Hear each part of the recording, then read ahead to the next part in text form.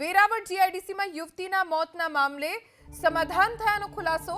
કારખાના માલિકના મૃતકના પરિવારને ચૂકવ્યો 8 લાખનો ચેક। વીમાના રૂપિયા ન મળે ત્યાં સુધી પરિવારને 8 લાખનો ચેક સોંપવામાં આવ્યો છે। મશીનનો દુપટ્ટો ગળામાં ફસાતા યુવતીનું મોત થઈ ગયું હતું।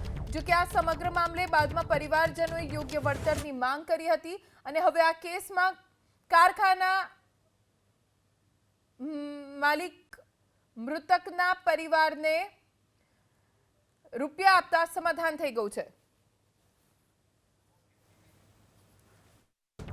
વીમાના રૂપિયા ન મળે ત્યાં સુધી પરિવારને 8 લાખનો ચેક સોંપવામાં આવ્યો છે।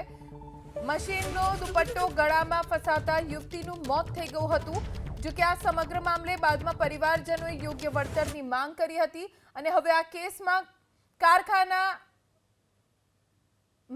માલિક મૃતકના પરિવારને રૂપિયા આપતા સમાધાન થઈ ગયું છે।